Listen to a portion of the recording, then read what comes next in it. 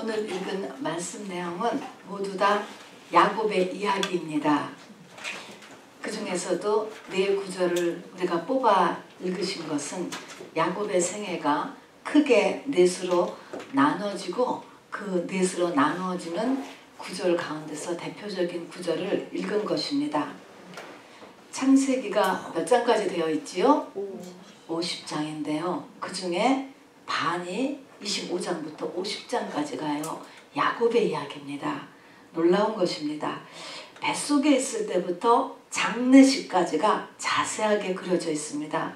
아마 예수님 외에는 이렇게 자세히 그려진 분이 야곱밖에 없을 것입니다. 유대인들은 구약에서 하나님을 어떻게 부르셨냐면 나는 나는이 아니고 하나님께서 먼저 말씀하신 거예요. 출애굽기 3장 6절에 보면 나는 아브라함의 하나님, 이삭의 하나님, 야곱의 하나님이다. 이렇게 하나님께서 본인을 모세에게도 이렇게 말씀하신 것처럼 그래서 구약의 이스라엘 사람들은 아브라함의 하나님, 이삭의 하나님, 야곱의 하나님, 나의 하나님 이렇게 하나님을 존칭을 하셨었습니다. 근데 그것이 신약에 와서는요. 예수님께서는 아브라함과 이삭의 야곱의 하나님 하놓고 그 뒤에 붙은 말이 있어요. 뭐냐면 하나님은 죽은 자의 하나님이 아니요 산 자의 하나님이시다. 이 말은 아브라함, 이삭, 야곱은 이미 죽은 자잖아요. 그런데 하나님은 산 자의 하나님이다. 이 말의 의미는 하나님은 지금도 똑같이 역사하신다. 이런 의미인 것입니다. 아브라함에게 역사하셨던 하나님, 이삭에게 역사하셨던 하나님, 야곱에게 역사하셨던 하나님이 지금 산자 똑같이 살아계시다는 것입니다. 살아계셔서 너희에게도 동일하게 그렇게 역사하신 하나님이다 라고 예수님께서 알려주셨습니다. 자, 그래서 이 야곱의 이야기는 바로 성령의 사역을 나타내고 우리를 향한 하나님의 일정표이기도 합니다. 야곱의 생애가 말입니다.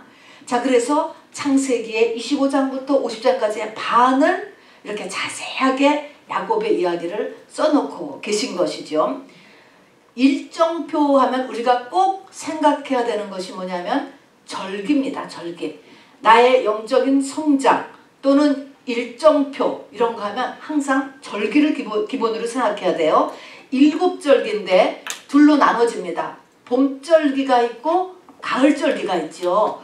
여러분 한번 봄절기 4개 한번 기억하십니까? 6월절이 시작입니다. 시작. 6월절, 무교절, 할렐루야. 그 다음에 소실절. 소실절은 지금의 우리가 뭐라고 부르죠?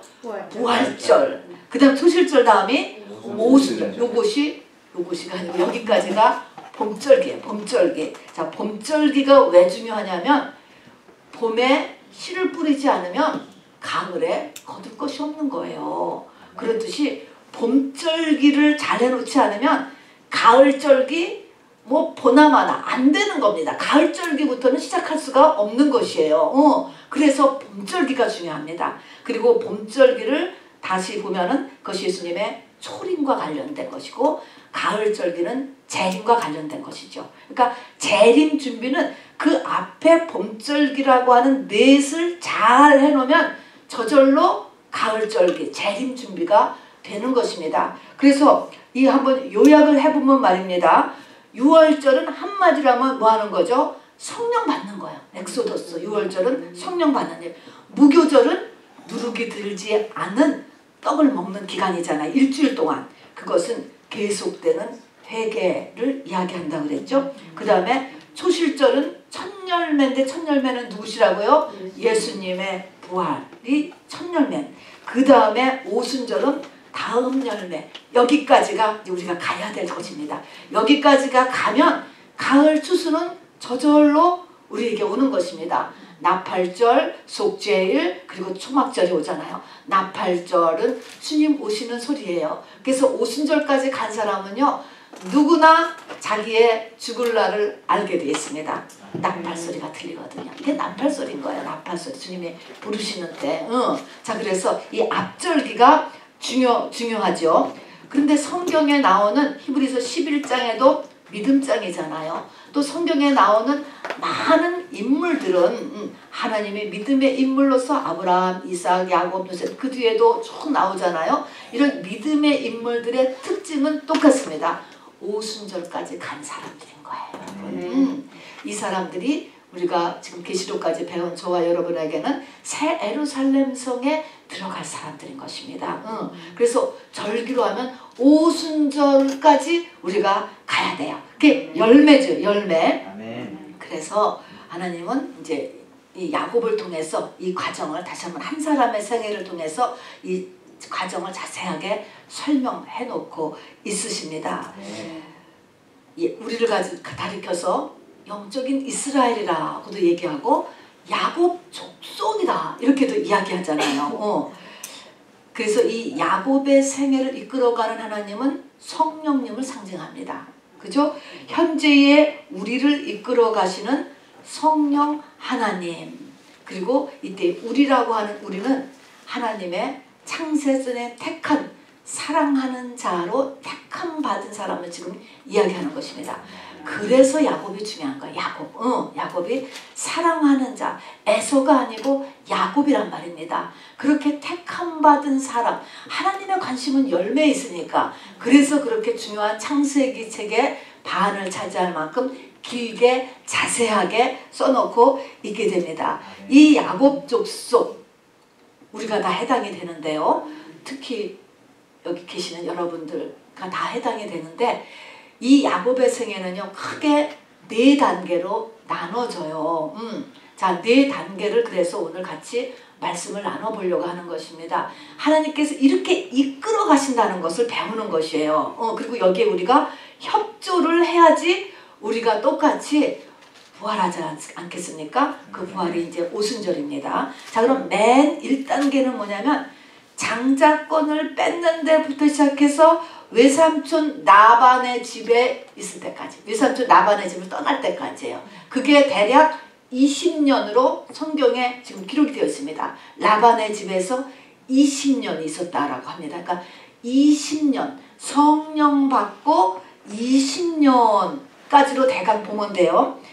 우리가 알다시피요, 이 야곱이 형이 배고픈 틈을 틈타가지고 바로 팥죽 한 그릇에 장자권을 교환했잖아요. 우리 알죠? 그런 다음에 제가 형인 척하고 아버지를 속여서 장자의 축복을 받아내는 것. 그리고 나서는 집에 있을 수가 없어서 쫓겨나는 것이죠. 쫓겨납니다. 자, 쫓겨나고서 우리가 쫓겨난 다음에 돌베개를 하고 잠자는 게 나오잖아요. 쫓겨나고 나서 돌베개하고 잠을 잘 때 꿈에 하나님이 나타나셨죠. 그래서 자기 머리서부터 하늘까지 연결되는 사다리가 보여졌습니다. 보여지고 천사가 왔다 갔다 하는 모습도 봤습니다. 그리고 하나님의 음성이 들렸어요. 그 하나님의 음성은 뭐냐면 내가 내게 허락한 것을 다 이루기까지 내가 너를 떠나지 아니하리라. 이런 음성을 들었습니다. 야곱이 잠이 깨어서 거기에 자기의 기름을 다 붓고 하나님 앞에 약속을 하지요. 바로 자기가 나의 먹을 양식을 다 주시고 또 의복을 주시고 아버지 집으로 다시 무사히 돌아오게 하시면 내가 11조를 드리고 바로 이곳이 하나님의 전이 될 것이다. 여기다 하나님의 전을 짓겠다. 이렇게 말을 하는 것 우리가 기억할 것입니다. 그렇죠? 이때에 이제 지금부터 시작인데 이때 이제 성령 받았을 때죠. 요즘으로 하면 이때 신앙이 어떤가라는 것을 잠깐 한번 이렇게 눈여겨보시기 바랍니다. 야곱은 하나님하고 딜을 하지요. 또 이때 구하는 것을 보면 다 세상의 것을 구합니다, 여러분. 그래도 하나님께서 이제 여기에 거기에 맞춰서 이제 이렇게 딜하는 게 이제 딜하는 거에 맞춰서 하나님이 이제 반응을 해주시는데 저는요 이 전도사 때 제가 이제 맡았던 뉴스 그룹의 한 학생이 그런 질문한 것이 지금도 생각이 나요. 처음으로 이제 성경을 읽었대는데 어떻게 형도 속이고 아버지도 속이고 그래서 집에서 쫓겨난 사람이 쫓겨났는데 하나님이 만나 주셨는데 만나서 야단을 하나도 안 치고 내가 너와 함께 하리라 이런 말을 해주실 수 있느냐. 그때 야단치는 거 하나도 없잖아요. 어떻게 그럴 수가 있느냐. 어떻게 하나님이 그러냐고 그래요. 어떻게 생각해요 여러분? 뭐라고 대답할 것 같아요? 어떻게 왜 하나님이 그러셨을까? 왜 그러냐면은요, 자아가 살아있는 사람한테는 책망이 먹히지를 않아요. 그래서 하나님이 그걸 다 아신 거예요. 아직은 이 야곱은 야곱이거든요. 자기라고 하는 거가 자기 중심이 강하게 있는 상태에서 하나님의 손이 필요해요. 능력이 필요한 거예요. 그리고 사모하는 마음이 있습니다. 그러니까 장자권을 빼셨죠. 장자권이라고 하는 것은 집안을 대표하고 집안의 예배권입니다. 그리고 재산도 부모의 재산을 2배로 받는 것입니다. 마음에 하나님에 대한 사모함은 분명히 있습니다. 여러분. 사모함은 있지만 이 상태는 하나님에 대한 사모함, 하나님도 알지만 누가 왕이에요 지금? 내가 완전한 왕이죠. 내가 완전한. 그러니까 하나님하고 딜하는 거예요. 딜. 이렇게 해주시면 내가 이렇게 하겠다. 딜하는 거예요. 하나님이 그 그냥 그대로 다 받아주셨습니다. 이제 그렇게 하고 어디로 가느냐? 라반의 집, 외삼촌 라반의 집으로 갑니다. 자, 그래서 거기서 20년을 우리가 보내게 되는 걸 알고 있는데, 처음 7년 아내를 얻기 위해서, 또 아내를 얻기 위해서 또 7년 14년, 그 다음에 그 뒤에 금방 떠나려고 했는데 떠나는 것을 라반이 허락지 않으면서 지체된 기간 6년에서 20년을 있게 돼요. 그런데 이때의 삶을 성경이 써놓고 보니까요, 어떻게 결혼을 속아서 하잖아요. 결혼을 속아서 할 뿐 아니라 20년 동안의 임금을 10번이나 변역을 했다는 거예요. 그러면은 2년에 한 번씩 얼마 줄게 해놓고서는 딱 줄 때가 되면은 어쩌고 저쩌고 했으니까 이렇게 줄 수 없다. 이게 정말 그야말로 그냥 팔짝 뛸 일이잖아요.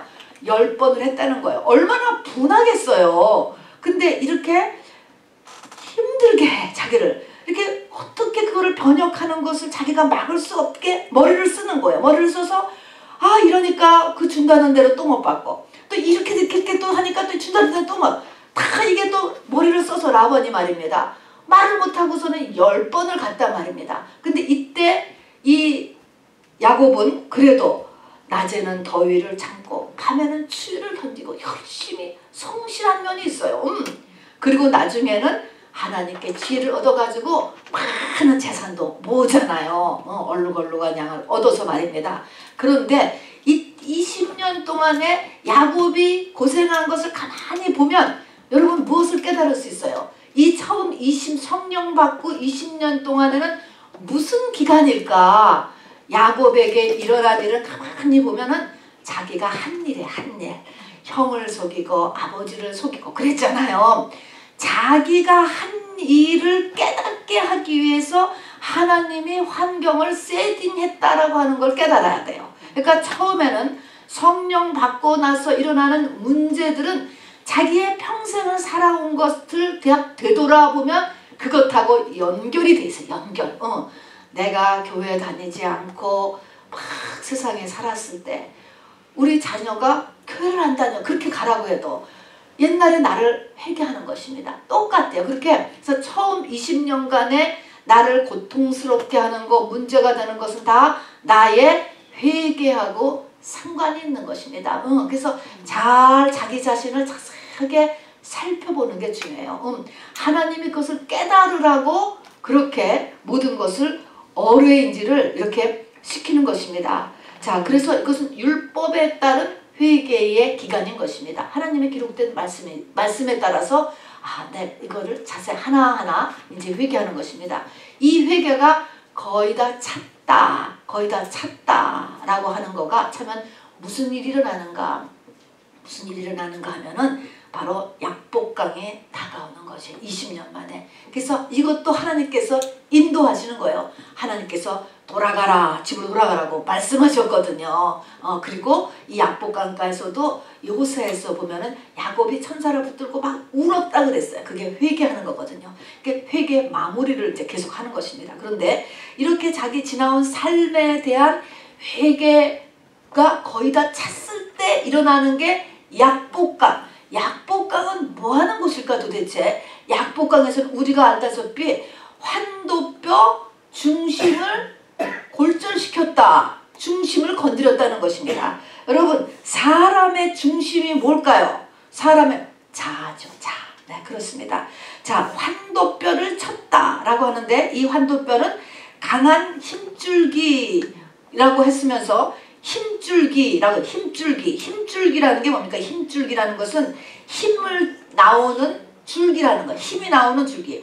나를 버티는 힘의 내용들인 거예요. 하나님이 이것을 건드시기 시작하는 거예요.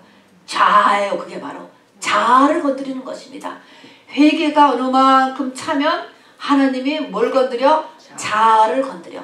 그 전까지는 위로하고 격려하고 응답 주고 그것만 해요. 하나님께서는 안 하시고 그냥 가만히 계셔. 그러니까 책망 안 하신다니까 그냥 가만히 두셔요.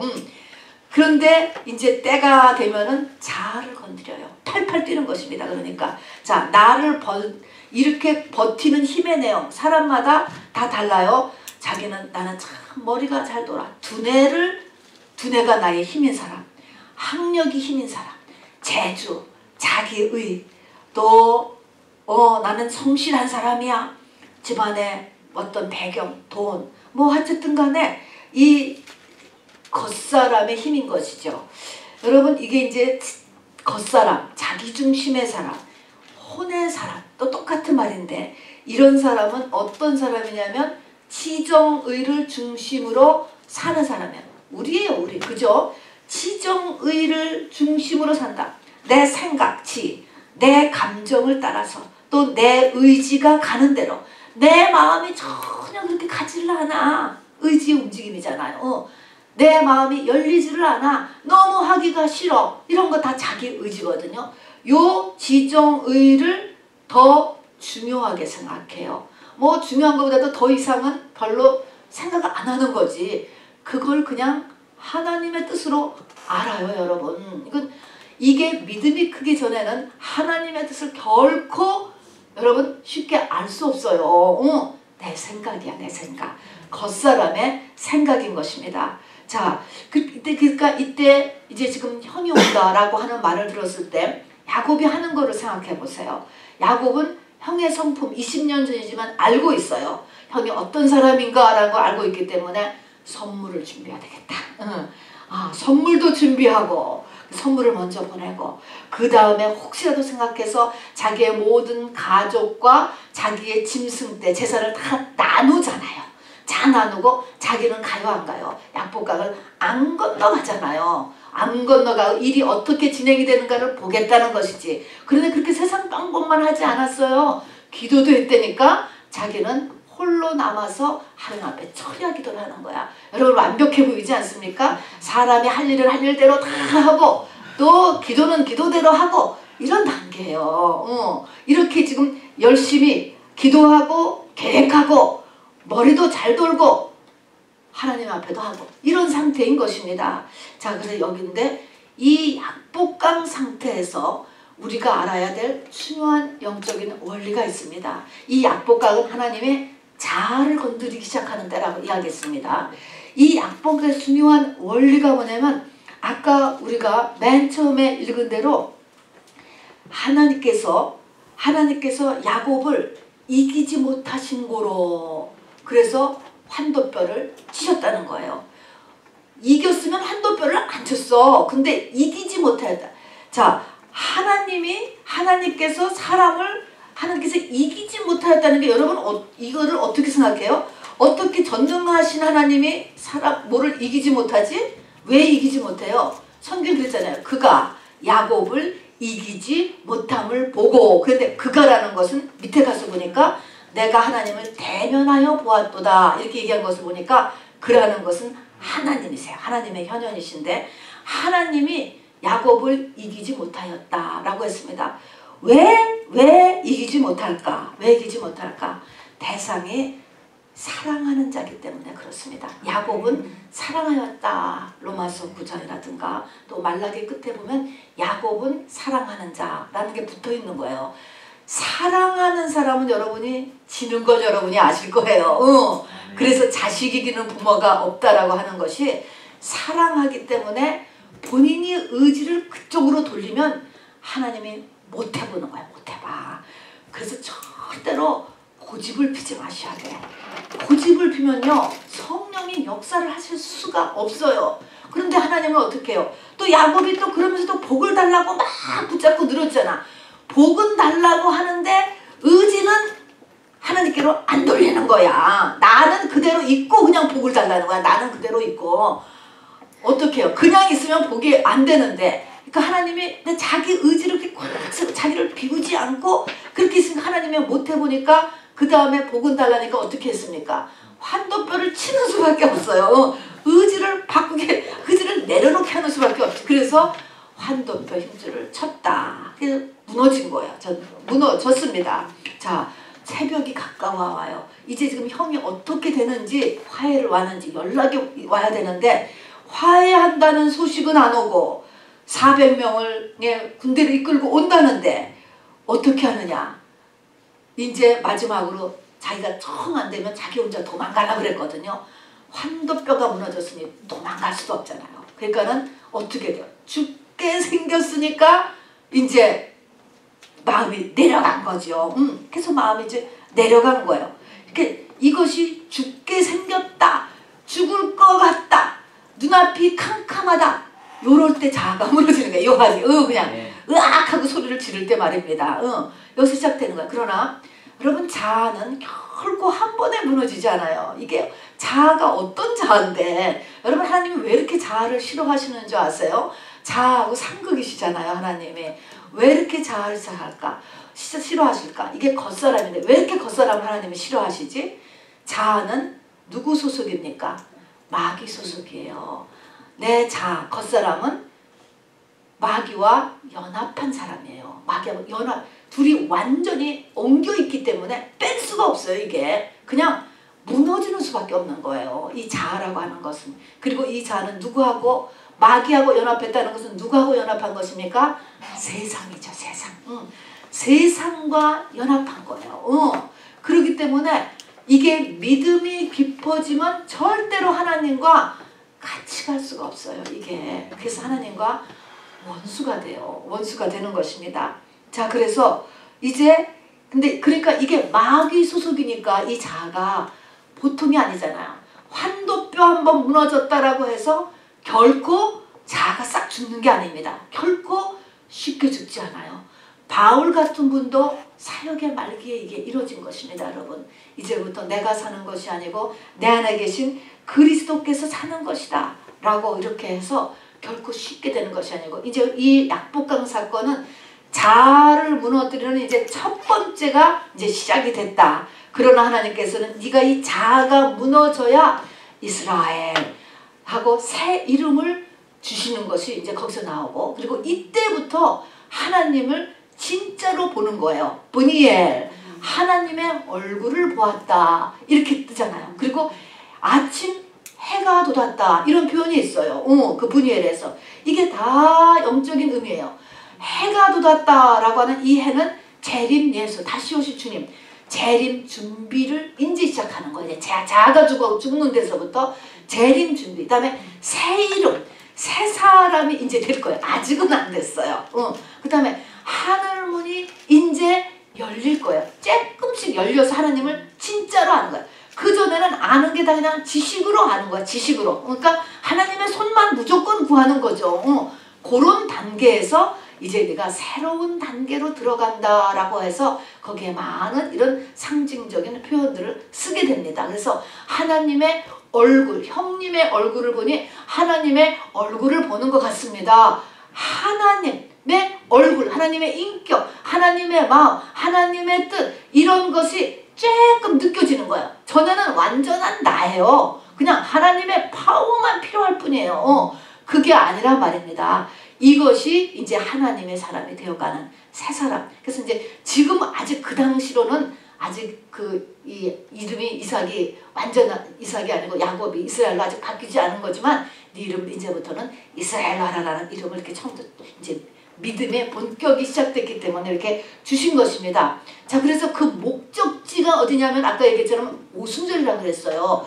그 목적지가 오순절로 다른 말로 하면은 그게 예수 그리스도가 나의 주인이 되는 것이고 그것이 새 예루살렘 성에 들어가는 것이고 그것을 영생이라고 하는 거야. 영생.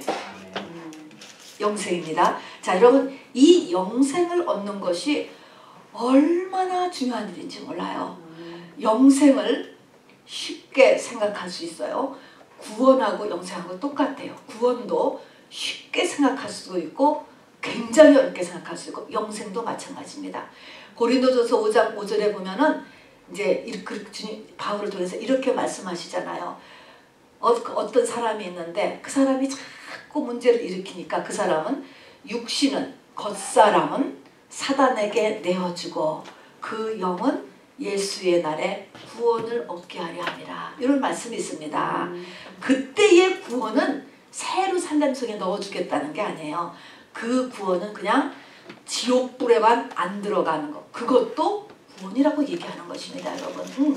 그런 사람은 육체와 혼, 겉사람이에요. 육신. 혼과 육을 사단에게 내어줄 수 있다는 거야. 내어줘.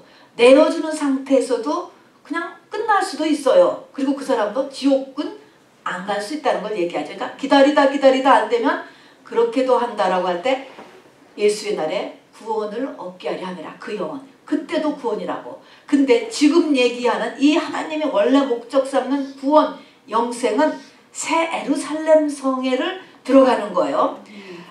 예수님의 공생애 때 보면은 한 부자 청년이 와요. 부자 청년이 오는데 예수님 앞에 엎드려 절하면서 굉장히 겸손하잖아요. 어떻게 해야 내가 영생을 얻을 수 있나이까 물어봤어요. 유대인 청년이고 물어보니까 율법을 다 지켰다는 거예요. 또 부자 청년 부자라고 했습니다. 당시 유대인이고 율법을 지켰으니까 당연히 이 물질 축복은 굉장히 귀한 축복 중에 하나인 것입니다. 하나님 앞에 잘한 것이 있기 때문에 물질 축복을 받았을 것입니다. 좋아요. 근데 하나님 예수님이 뭐라고 말씀하냐면 내게 한 가지 부족한 것이 있으니 이렇게 얘기하는 거예요. 한 가지.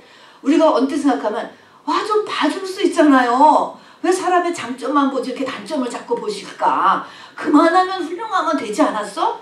여러분, 영생이라는 것은요 그만큼 중요한 거예요. 영생의 기한을 생각해 보세요. 우리가 한 5, 60년 잘 살게 하려고 우리 애들 극성 피고 공부시키는 걸 보세요. 바람 이렇게 치맛바람 피고. 그런데 영생은요 영원한 기간에 그 안에 일단 들어가면 스테이터스 변경이 불가능이고 되돌아갈 수도 없고 이 세상으로 다시 올 수도 없어요. 그 영생을 준비하는 유일한 기간이 우리 육체의 기간이에요. 그래서 오래 살고 그 다음에 오래 사는 이유는 뭐냐? 영생을 얻으려고 그러려고 준비하는데 그 영생이 그렇게 어렵단 말입니다. 어떻게 너에게 한 가지 부족한 것이 있으니 돈 노라는 거예요. 돈 노라는 거잖아요. 이 부자 청년이 그거 못했습니다. 여러분. 하나님께서 우리를 쪼아가실 때요 그렇게 몰아가세요. 이게 왜 그래요? 잘하니까 그런 거고 사랑하니까 그런 거예요. 그 부자 청년은 훌륭하지 않습니까? 그렇게 부자 청년이고 율법을 다 지켰는데도 예수님 앞에 엎드려 절하면서 영생을 사모했다니까요. 그랬을 때 예수님이 그렇게 사모하고 훌륭하니까 이게 이 하나님이 원하시는 기준이 더 높은 거예요. 이 한 가지 부족한 거 참 어떻게 보면은 정말 너무하다 할 정도로 하나님은 그렇게 이 그리스도 안에 퍼펙션으로 우리를 몰아간다는 것을 잊지 마시고 여러분 나를 사랑하기 때문에 일어나는 일이라는 것을 잊지 마시길 바랍니다.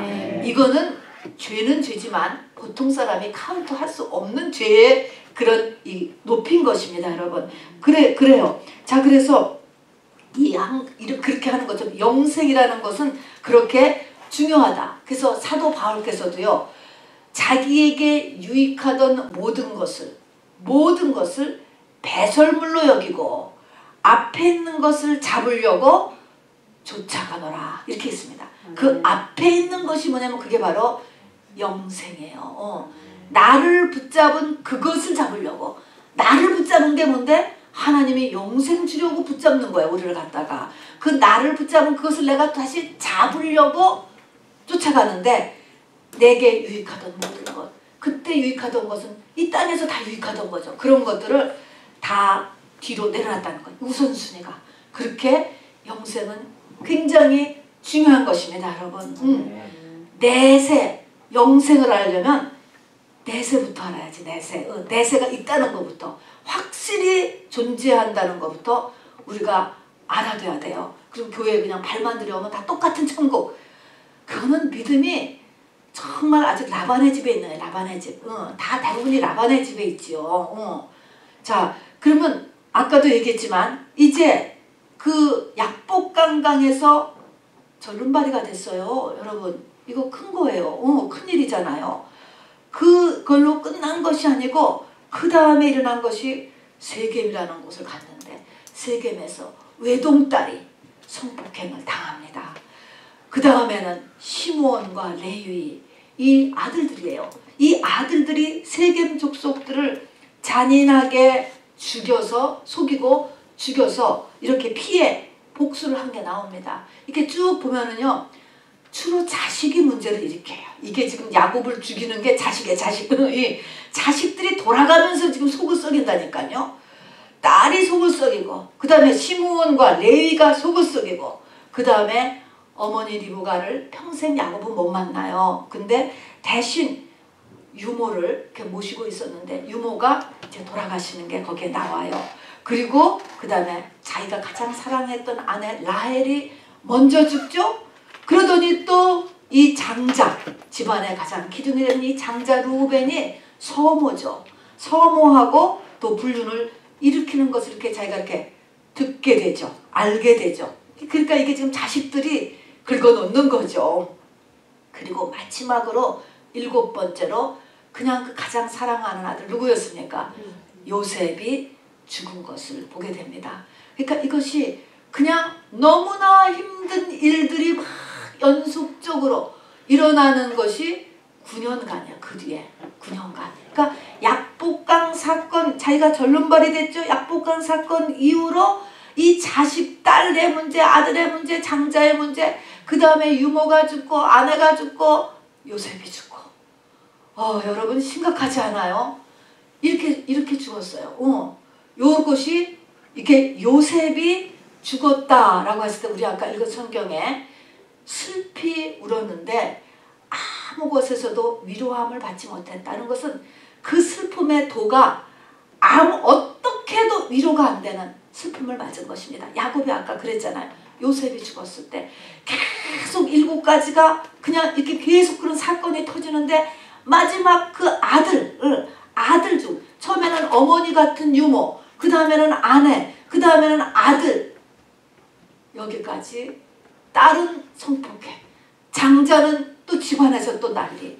이렇게 되면서 야곱의 겉사람이 죽은 거야. 죽은 거. 이렇게 죽은 거가 이게 이제 지금 2번째 단계예요. 겉사람이 죽는 단계. 그런데 이렇게 죽었다라고 해서 하나님이 모든 것을 그 다음날로 부활시키느냐. 예수님이 무덤 속에서 얼마 계셨죠? 3일. 수리대에 계셨죠. 하나님이 이렇게 된 야곱을 아직 안 믿으셔요. 안 믿고 그 다음에 무덤 속에 넣어놔요. 무덤 속. 그 무덤 속에 있는 기간이 야곱을 다시 만날 때까지. 그게 22년을 무덤 속에 있는 것입니다. 야곱이 요셉을 다시 만날 때까지. 요셉을 언제 다시 만나요? 요셉이 이제 죽은 줄 알았지만 죽지 않았잖아요. 가서 노예로 있고 감옥에 가고 한 기간이 13년이잖아요. 13년. 그 다음에 7년 흉년 기간, 그 다음에 7년 흉년에 2해가 지나고 나서 이게 만나게 돼요. 기간을 보니까 그 기간이 22년이에요. 22년 동안을 무덤 속에 있었어요. 무덤 속에. 그래서 이 무덤 속에 있는 기간이 나와요. 자, 그리고 이제 무덤 속에 있었는데 이 요셉이 살아있다는 말을 들었을 때도 믿지 못했다 그랬어요. 그런데 요셉이 아버지를 모시고 라고 마차를 보냈어요. 그 마차를 보내면서 성경은 요셉의 마음이 회생되었다, 살아났다 하는 거죠. 이게 부활이에요. 부활. 죽었다가 살아났다. 이때 요셉의 마음이 회생되었다는 것은 죽었다가 살아난 거죠. 죽은 것 같이 그냥 숨만 쉬고 어떻게 존재했던 것이 마음이 살아났어요. 근데 이때에 이제 특징이 있어요. 어떤 모습을 보이느냐라는 것입니다. 우리 아까 이제 읽은 거에 세 번째 읽은 것에서 마차를 보냈으니까 가죠. 그거 안 만나러 가겠어요? 만나러 가요. 당연히 아들이 살아있다는데. 그리고 오시라고 그랬으니까 뭐 기가 막히잖아요. 뭐 그냥 막 그 밤중에도 뛰어가겠죠. 뛰어가는데 가기 전에 야곱이 무슨 일을 벌이냐. 바로 가서 하나님 앞에 브엘세바에 가가지고 희생 제사를 드리면서 헌금을 드리면서 하나님 앞에 묻는다 이것입니다. 뭘 물어요? 내가 애굽을 가도 되느냐. 왜? 아들은 만나러 가지만 애굽이라고 하는 데는 하나님이 금지한 지역이거든요. 율법에 걸리는 지역이에요. 그때가는 가서 그냥 만나고 와도 돼. 근데 그 가서 만나고 오는 그것까지도 지금 이 야곱은 마음이 걸리는 거예요. 그래서 하나님 앞에 응답 받으려고 제사를 드렸다라는 것을 성경이 기록을 해놓고 있습니다. 믿음이 어렸을 때 아브라함도요, 가나안 땅에 왔지만, 하나님이 가라는 가나안 땅에 왔지만 기근이 드니까 어디로 번쩍 갔어요? 애굽으로 번쩍 가죠. 그 아들 이삭도요, 역시 기근이 드니까 내려가요. 하나님이 가지 말라는 땅으로 가버려요. 룻기에 나오는 나오미 가족도 어떡합니까? 룻기 가족도 바로 기근이 드니까 베들레헴을 떠나서 모압 땅으로 가버려요. 여러분, 다 그렇게 하는데 지금 이제 오순절에 가까운 사람, 다 하나님의 사람이 된 사람은 어떻게 돼야 돼요? 작은 움직임에도 하나님의 응답을 받고 움직이라는 것입니다. 하나님이 우리를 눈동자같이 보신다고 그랬잖아요. 하나님 앞에 기도하고 응답받아야 돼요.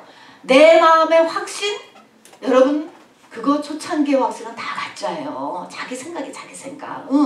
그래서 바로 이 야곱이 이제 이 무덤 속에 22년을 있다 나오더니 야곱의 아들하고 야곱이 요셉 만나러 그 보내온 차 타고 그냥 잠깐 갔다 오는 것 때도 하나님 앞에 이렇게 기도를 드렸다는 것입니다.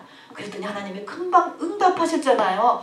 얼마나 귀해요. 응답할 거면 금방 응답하시는 거예요. 나타나셔서 두려워 말라 얘기하는 거예요. 네가 지금 이것도 하나님의 법을 어기는 게 아닐까? 요렇게 하나님에 대해서 떠는 자가 됐다니까. 떨어 하나님을 무서워하는 자가 되는 거예요. 그래서 하나님에 대해서 떠는 자가 되니까 첫 번째 말이 두려워 말, 떨지 말어 라고 이야기하면서 내가 너와 함께 가겠고 또 거기 가서 네가 큰 민족을 이루리라. 그냥 거기 살으라는 거야. 가게서. 그렇게 응답을 아예 딱 주었으니 얼마나 좋겠어요. 그러니까 이제 완전히 온 식구가 72명이 전부 다 바로 이제 요셉에 가서 이제 거기서 이제 정착을 하게 되는 게 나옵니다. 자, 그래서 영성 원리의 세 번째는 우리가 믿음이 클수록 하나님 앞에 떠는 자가 돼야 돼. 작은 것에서부터 하나님은 어떻게 생각하실까라는 것을 이제 우리가 늘 생각해야 되는 것입니다. 이게 믿음의 징표지요. 자, 이것이 이제 세 번째 단계예요. 마지막 단계는 이제 오순절 맞았잖아요. 야곱이 오순절 맞았습니다. 여러분, 부활했습니다. 열매가 되었습니다. 그렇게 나온 다음부터 죽을 때까지 17년입니다. 130세부터 147세까지. 요 17년이 엄밀히 말하면 이것이 바로 사역기간이에요. 사역기간. 엄밀한 의미의 사역기간이 바로 이제 요 기간이고, 바로 이때가 추수하는 기간인 것입니다. 열매를 하나님께서 추수하는 기간. 엄밀한 의미의. 자, 어땠느냐? 바로가 아니고 야곱은 가서 바로를 만났어요. 당대의 가장 강국이 패권국이 애굽이었고요. 애굽의 왕을 만나게 된 거예요. 기가 막힌 것이죠.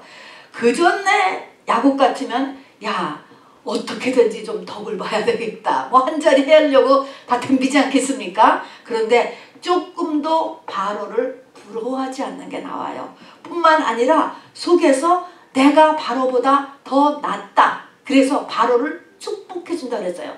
위에 있는 사람이 밑에 있는 사람을 축복해 주는 거라고 했거든요. 자기 마음속에서 자기가 더 높은 거예요. 교만이가 아니고 진짜 나는 더 귀한 것을 가졌다. 이런 거에 대한 확신이 들었기 때문에 바로를 축복을 했습니다.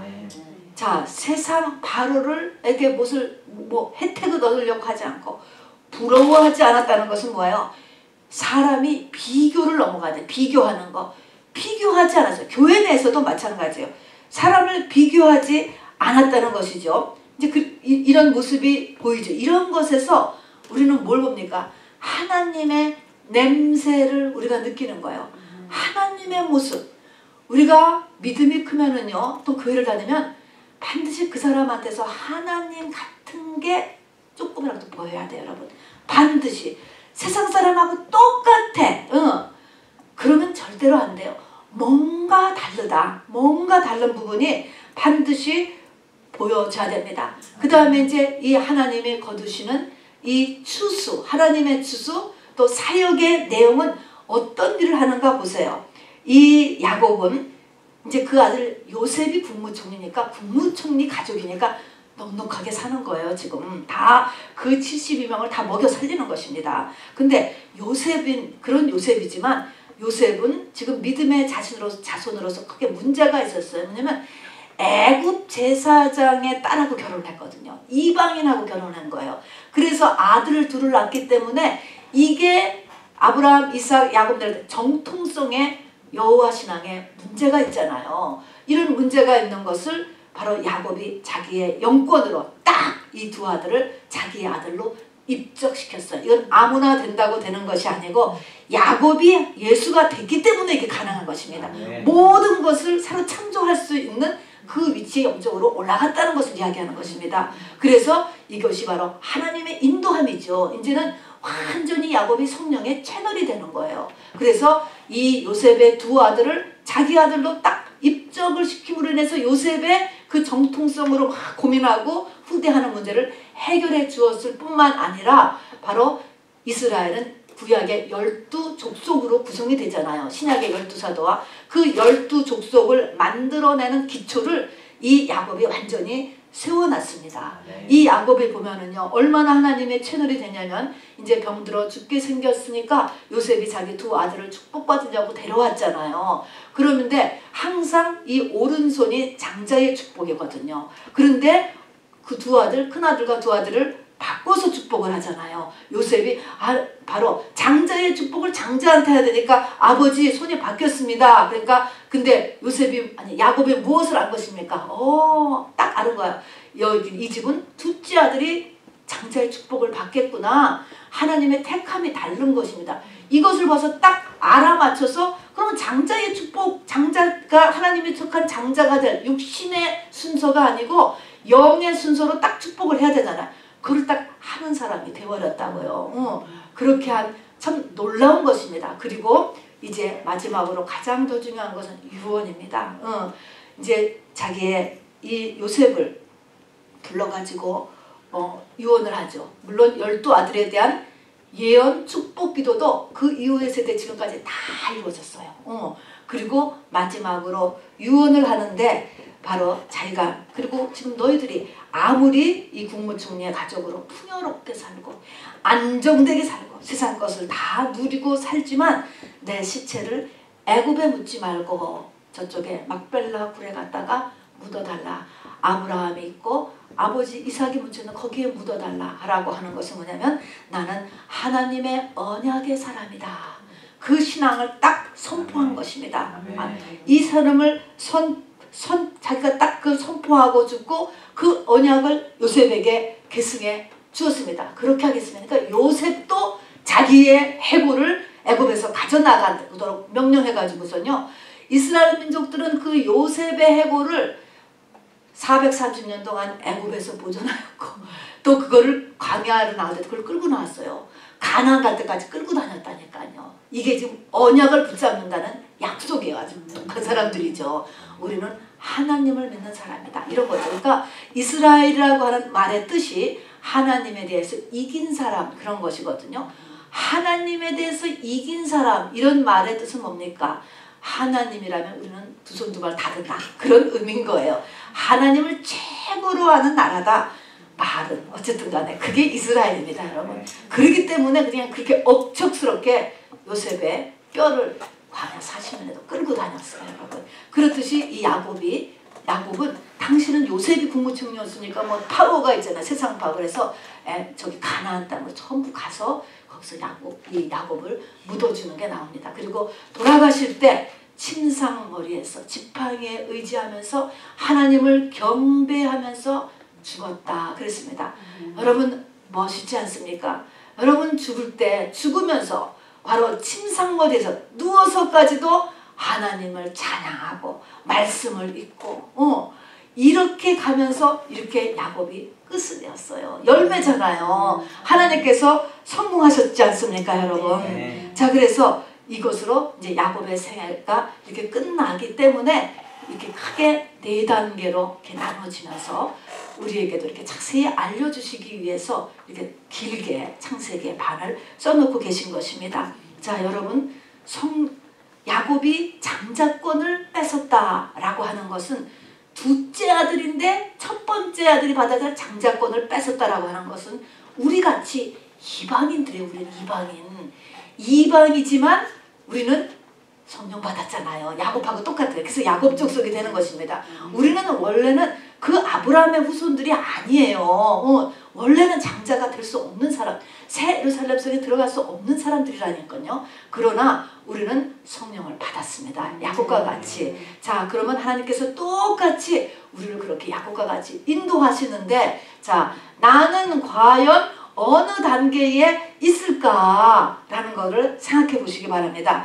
20년 라반의 집에 있습니까? 다음에는 약복강부터 요셉 죽을 때까지, 자아가 죽을 때까지의 이 9년 기간에 있습니까? 아니면 무덤 속에서 지금 있습니까? 22년간입니다. 아니면은 이제 부활하여서 정말로 이 애굽 땅에서 하나님의 인도하시는 대로 하나님의 일을 하는, 막 대형 크루세이드를 이끌어가는 일이 아니에요. 하나님의 일은요, 하나님이 꼭 시키는 중요한 일들을 하는 것입니다. 그 일을 하는 기간에 있는지를 여러분 한번 이렇게 돌아보시길 바랍니다. 그리고 여러분 한번 얼른 계산해 보세요. 외삼촌 라반의 집에서 20년 플러스 약복강부터 요셉이 죽을 때까지가 9년, 다음에 그 이후로 요셉이 살았다 그래서 다시 요셉이 다음에 이제 요셉이 이제 그 죽을 때 죽었다, 여러 가지 환란을 가서 이제 죽는 다음에 이제 죽을 때까지가 이제 22년, 그래서 죽은 무덤 속인 데가 22년까지 하면은 몇 년인가 한번 계산해 보실래요? 라반의 집 20년, 다음에 자아가 죽을 때까지, 요셉 잃어버릴 때까지가 9년, 전체 얼마요? 51년 되지. 그럼 이게 뭔 거예요? 50년. 50이라는 숫자는 뭐죠? 희년이죠. 희년이고 동시에 오순절까지가 50일이에요. 초실절부터. 그래서 이 일이라고 하는 것은 어디서 이렇게 참고가 나는지는 잘 모르겠어요, 자세히. 그러나 성경에 나오는 그냥 메세메스 이 계산하면요, 딱 51년 걸려요, 이게요. 그래서 이게 똑같이 오순절이 희년이 되는 것입니다. 자, 그래서 내가 어디쯤에 있는지 꼭 살펴보시고, 그럴 때 여기서 하나님이 나에게 지금 원하시는 게 뭘까라는 걸 생각해 보는 거예요. 내가 지금 라반의 집에 있습니까? 그럼 뭘 해야 돼요? 라반의 집에 있는 때는 뭐 하는 때죠? 라반의 집에 있는 때는 회개하는 때. 나에게 일어난 일은 다 뭐하고 관련돼 있어요? 내가 살아온 거와 관련이 있어요. 그래서 라반의 집에 있는 20년은 회개하는 기간. 다음에 그냥 너무너무 큰 문제가 막 터지는 그 9년간, 이 9년간이죠. 그러니까 약복강부터 요셉이 죽을 때까지의 요 기간에서 주의할 것은 뭡니까? 하나님이 나를 건드리지 못하게 하면 뭐야? 문제가 더 터지는 거야. 계속 더 터져. 그죠? 하나님이 나를 이기지 못하게 하시면 안 된다는 거예요. 자기 의지를 팍팍 비우도록 해야 돼. 자기 의지를 팍팍. 고집피고 있으면 하나님은 환도뼈를 자꾸 친다니까, 힘줄기를 친다니까, 나의 힘이 오는 줄기를 자꾸 건드리셔요. 그래서 죽어. 결국은 죽어요. 죽으면 그 다음에는 죽어도 금방 안 일으키시고 22년 동안이나 넣어놨어요. 무덤 속에다 넣어놓고, 그런 다음에 이제 하나님께서 됐다. 쟤 완전히 죽었다. 그러니까 꺼내시는 거예요. 그 완전히 죽었다의 징표는 뭐예요? 하나님에 대해서 떠는 자가 되는 거예요. 떠는 자. 자, 우리 여러분, 이렇게 나를 영생에 이르게 하기 위해서, 나를 신부 삼기 위하여 단장시키는 거예요. 이게 바로 신부 단장입니다. 하기 위해서 이렇게 끊임없이 징계하신 하나님이에요. 하나님을 보니까요. 그러나 청함을 받은 자는 많되 택함을 입은 자는 없다 얘기했습니다. 끝까지 이렇게 야곱이 끝까지 갔기 때문에 성경이 기록된 거예요. 떨어져 나가면 여러분 기록이 안 돼요. 새로 사는 친구들 끝까지 가서 택함을 입은 자는 적다 했는데, 여기에 들어가는 저와 여러분 되기를 바랍니다. 여러분, 성경 이 야곱의 생애를 보면서 우리가 참 잊지 말아야 될 새 성경 구절을 좀 같이 읽어보기를 원합니다. 맨 처음 성경 구절 한번 같이 읽어보겠습니다. 시작. 내가 내게 허락한 것을 다 이루기까지 너를 떠나지 아니하리라 하신지라. 아멘. 이것은 뭐예요? 장자권을 뺏고 그 다음에 집을 거의 쫓겨나가서 잠이 들었을 때 주님이 나타나셔서 처음 이제 한 말이잖아요. 야단 안 친다 그랬어요. 이때는요. 그때 여기서 내가 너를 떠나지 아니하리라. 내가 너를 떠나지 아니하리라. 임마누엘 하나님, 우리 예수님이 영으로 내 안에서 떠나지 않으십니다. 여러분, 그래서 무슨 일이 날까요? 주님이 내 안에 계시기 때문에 내가 기도하면 기도를 갖고 오르락 내리락 하는 천사가 있는 거 보여주셨잖아요. 그 밤에 사닥다리를 타고 천사가 오르락 내리락 해. 제가 여기서 헌금 기도를 할 때도 그렇고요. 이렇게 기도할 때면요, 이렇게 천사가 와서 이렇게 막 오르락내락 하는 것 같아요. 느낌. 그냥 그렇게 생각되는지 모르겠지만 오르락내락. 기도를 이렇게 우리가 하는 기도를 올라주고 또 응답하는 기도, 이렇게 천사를 동원시켜주고, 또 약복강, 자치고 이럴 때는 얼마나 힘들겠어요. 그러니까 마하나임, 하나님의 군대가 나를 위해서 또 파송되기도 해요. 또 급할 때는 외삼촌의 꿈에도 나타나잖아요. 도망갈 때 외삼촌이 그냥 도망가는 데 쫓아가가지고 이 녀석들을 그냥 무슨 일을 내려고 막 쫓아갔을 때 하나님이 딱 꿈에 나타나가지고 견제시켜주잖아요. 이렇게 하나님께서 끊임없이 어느 때는 군대로 동원하고 어느 때는 꿈으로 동원하고 이렇게 하면서 천사를 동원하여서 나를 끝까지 이끌어 가신다는 것을 잊지 마시기 바랍니다. 그래서 나를 떠나지 아니하리라. 나를 떠나지 아니하신다. 나는 혼자가 아니다 라는 것을 잊지 마시기 바랍니다. 두 번째 구절 읽어봅시다. 시작. 자기가 야곱을 이기지 못함을 보고 그가 야곱의 허벅지 관절을 치매. 이것입니다. 그가는 자기라는 것은 하나님이에요. 하나님이 나를 이기지 못하시게 하면 안 된단 말입니다. 여러분, 그 다음에 이기지 못하게, 내가 의지 발동을 그렇게 안 하면 환경에 어려움이 온다라는 것입니다. 허벅지 관절이 바로 이것이 환도뼈, 가장 큰 힘줄기라는 것입니다. 건드리셨습니다. 하나님께서. 자, 세 번째 말씀 읽겠습니다. 시작. 하나님이 이르시되 나는 하나님이라 내 아버지의 하나님이니 애굽으로 내려가기를 두려워하지 말라. 내가 거기서 너로 큰 민족을 이루게 하리라. 요 세 번째는 뭐예요? 부활한 사람이 하나님 작은 움직임에도 하나님을 두려워하면서 하나님 앞에 기도한 모습을 지금 그리고 있는 것입니다. 그래서 하나님을 두려워하는 사람이 되기를 바랍니다. 자, 우리 말씀을 생각하시면서 잠시 하나님은 나를 사랑하세요. 온 천하보다 귀하다라고 하는 게 바로 이것을 두고 하는 말씀인 것입니다. 창세전에 택한 바로 하나님의 사랑하는 자가 목적인 것입니다. 야곱의 생애가 똑같이 나에게도 적용된다는 것을 잊지 마시고 자기를 위해서 같이 기도하는 시간 갖도록 하겠습니다. 주 예수여.